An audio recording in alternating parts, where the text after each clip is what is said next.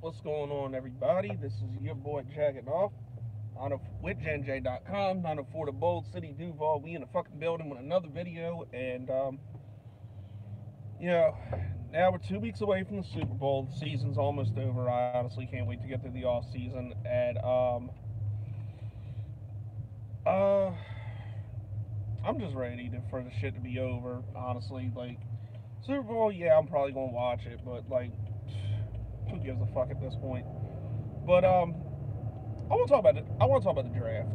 I want to talk about what the Jags are going to do in the draft, and certain things that came out and were about what were about. Yeah, we'll figure out what's going on. But so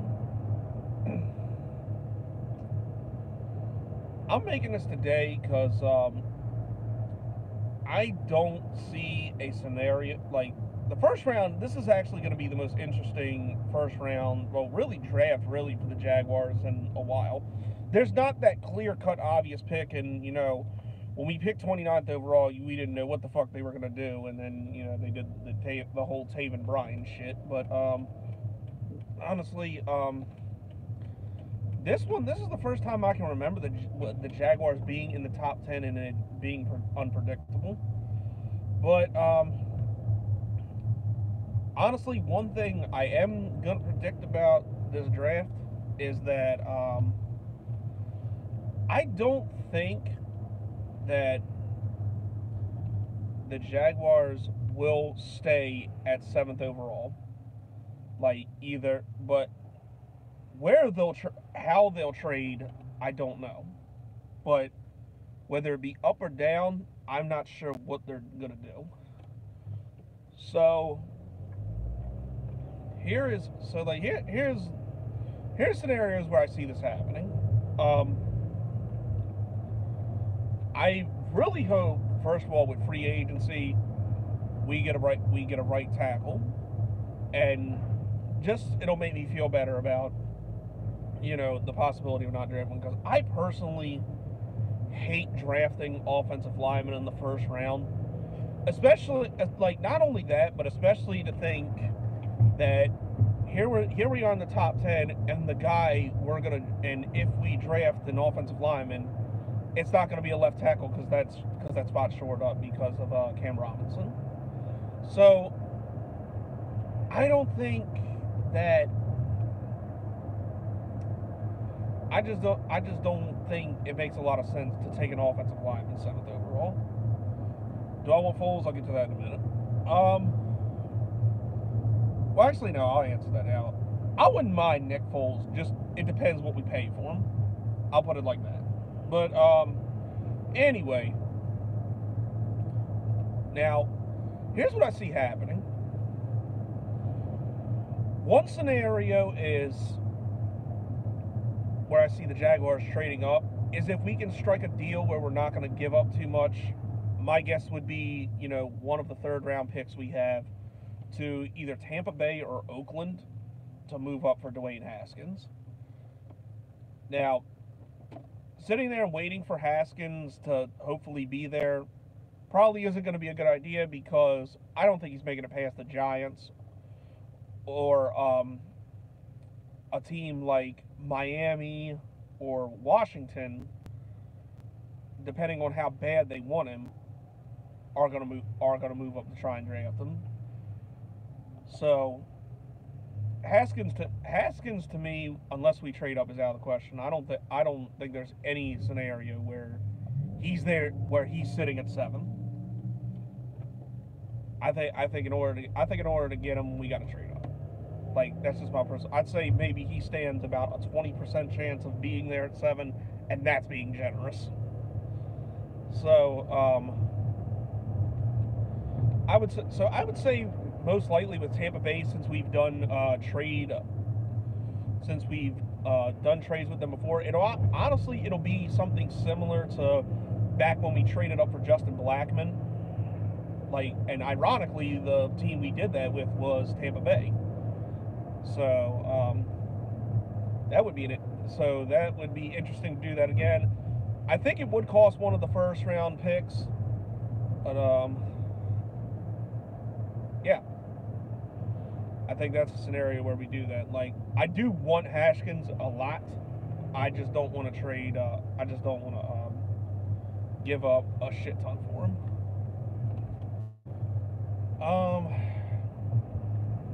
Now the other scenario, and Red Warrior X and I were actually talking about this last night.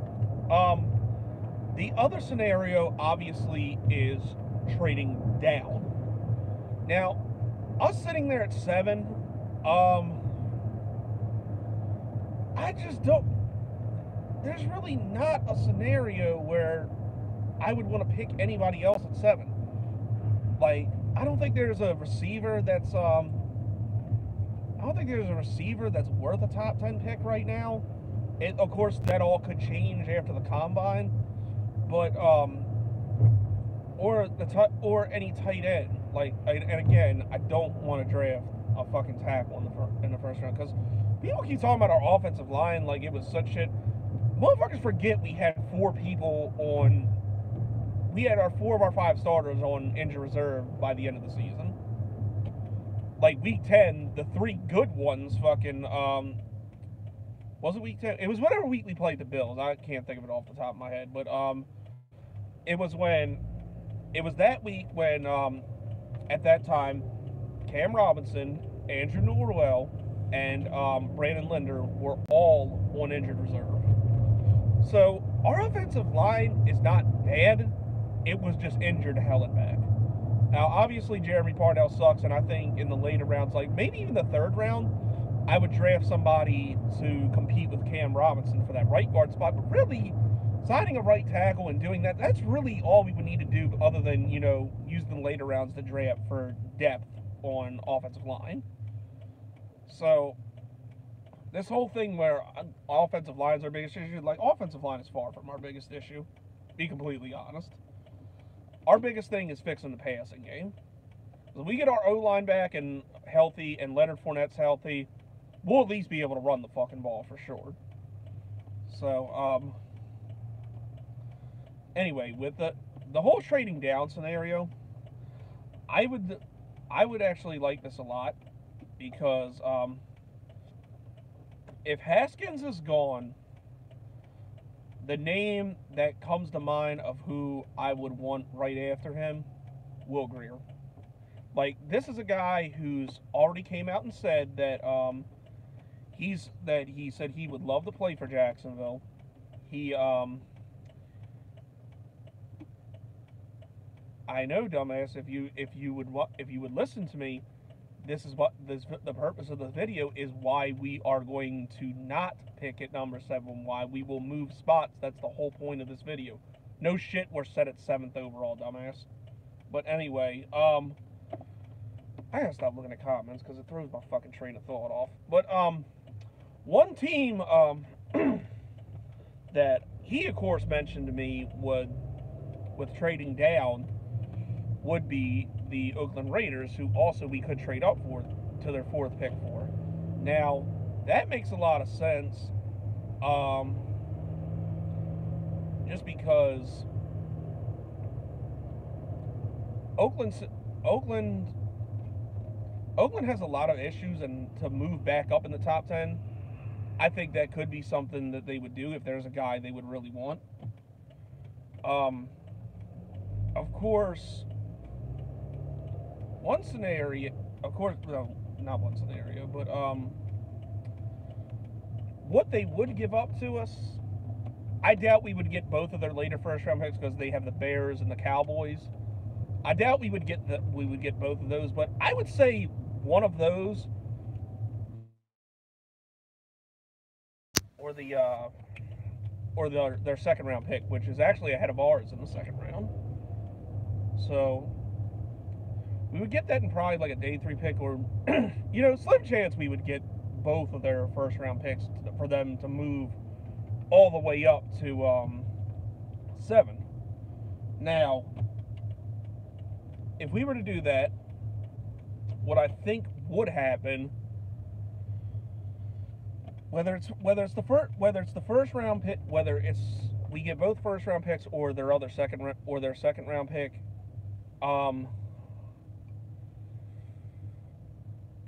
we would I would think that with the first pick we get from them, I would think we would get Iowa's tight end Noah Fant, because as it came out yesterday, we're declining Austin Safarian Jenkins' contract. Thank fucking God, because that guy's got awful. Pretty much tenure in Jacksonville. You can look at the play in New England. I think it was either the third or the fourth quarter during that game, where the ball hit him right in the fucking hands and it bounced into an interception. That's pretty much how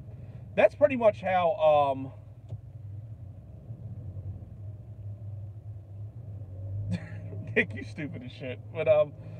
That but yeah, that pretty much sums up how Austin Safarian Jenkins' tenure with the Jaguars went. So I would think that we would get Noah Fant. Which I don't understand why he's not rated higher. Like I'd look at this guy. I think he's gonna be easily the most dominant tight end from this draft. And I honestly don't see why he may not even be a first round pick. Like, this guy should be a surefire first round pick.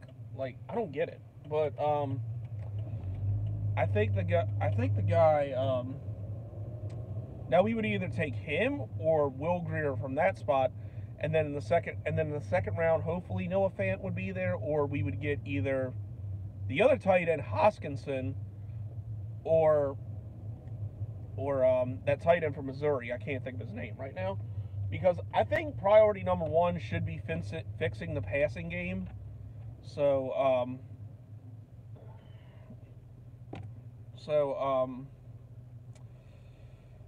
I'd say if we end up with Fant and then Grier, I'd say that's definitely a win on draft weekend.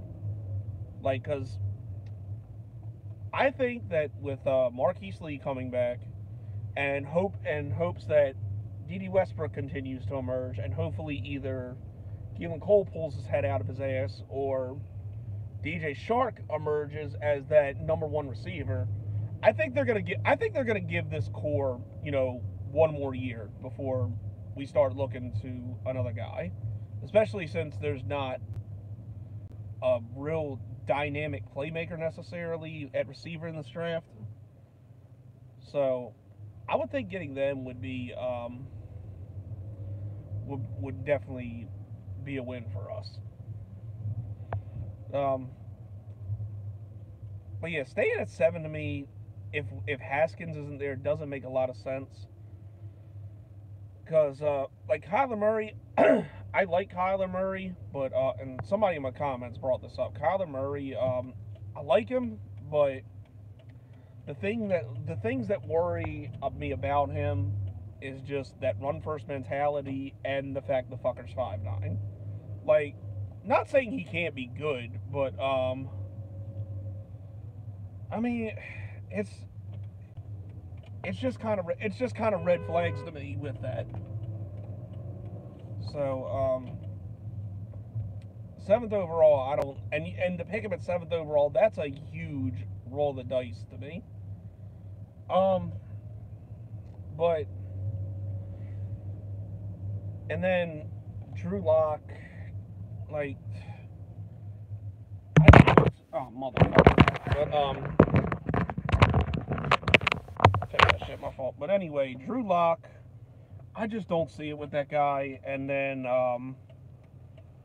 the fact that we've already had a failed product come from Missouri before with Blaine Gabbert, aka Plain Garbage. So just no. So I'd say out of anybody besides Dwayne Haskins, I would love to have Will Grier. So that, I think, is the most. So us trading down from 7, I think, is the most likely scenario if we don't trade up or Haskins isn't there.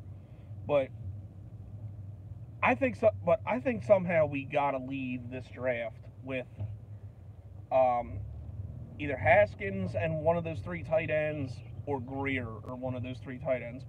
if we had a with Greer, Noah Fant would be amazing, honestly. So that would be, you know, the ideal scenario. But like, I just don't see a scenario where Jacksonville stays at 7 and the pick makes a lot of sense. Like, the whole draft and a tackle shit in the first round, like, I'm not on board with that at all. I just think priority number one should be fixing the passing game and getting a dynamic pass catching tight end and a new quarterback. Obviously, would fix it. Now, as far as, you know, the whole Nick Foles thing goes, whether like, honestly, I think Blake Bortles needs to follow suit with Calais Campbell and ask for a restructure, because I think that's the only chance he has at starting an NFL game this year. Now, whether Bortles stays, we get Nick Foles, or God forbid, fucking Joe Flacco, I still think that that's not going to change draft strategy. I think we have to find our franchise guy. I'd rather draft a fucking quarterback than sign one, because at this point, you know, Flacco's definitely damaged goods. He's honestly a piece of shit. I don't want him. And or even Nick Foles to some degree. At this point, it's honestly damaged goods, and we got to have a plan for the future. Both those quarterbacks are in the 30s, and we got to have the long-term plan. And I think our best bets in this draft with that are Will Grier and Dwayne Haskins. And like I said, with Will Grier, I really like a lot about him. Like, mobile, he's very competitive. Played his college ball at Florida. Well, besides, you know, his time at West Virginia, but he played at Florida. So and you know, one of the first teams he mentioned was Jacksonville, saying that he would love to play here. So Will Grier honestly makes a lot of sense to me. So yeah. Now, whether that happens or not remains to be seen. I just hope we do the right things in free agency and the draft, because this is still a legit playoff team. And what am I getting at Walmart? I'm getting some fucking potions, Nick, because the potion seller did not sell weaker potions.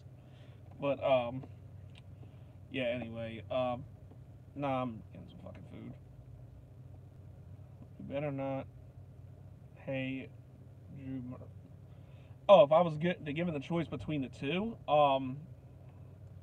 between Drew Lock or Kyler Murray, Kyler Murray is a lot more of an upside. I think Kyler Murray somehow is going to be good, but like, it's still just such a roll of the dice to take him at 7th overall. I mean, like, let's say, like, if we trade down, let's say we do with the Raiders, like, maybe then I wouldn't mind Kyler Murray there, but I don't know. Just out of just if not. I don't know. But anyway, I just think out of all of them, something about Will Grier scares you.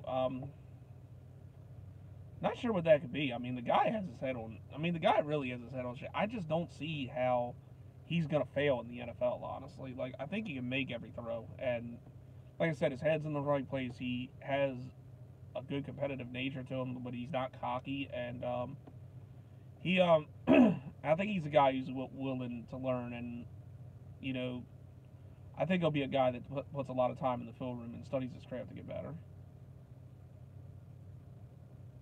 Roger Stone should be. I don't even know who that is. I know who the fuck we better not draft is fucking Daniel Jones. Like, I definitely don't see it with that guy. Like Dreer, or like Greer, or not Greer. Drew Lock or Daniel Jones, I think, are the guys we definitely need to stay away from. I'm not on board with that at all. Um, so, and yeah, if we trade, and like, yeah, if we trade down with the guy, like yeah, let's say with the Raiders, yeah, I don't know either. But if we trade down with fucking Greer, or not, Jesus, with the Raiders, like, Greer or Fant at that spot, that that always makes a lot of sense. Like that, like to trade down there and to end up with those two guys, like that would definitely be a nice start to our draft to get us back in the playoffs because our defense is definitely there. Just we got to improve our passing game, and if we do, we'll get back there easily. I think we definitely will. So yeah, that's all I got. Let me know what you guys think possibly they'll do. But personally, I don't think the Jags are staying at 7. I think we're picking. I think we're either we're going to trade up for Haskins or trade down. So that's all I got. Know what you think. This has been your boy Jacking off. Y'all have a good one.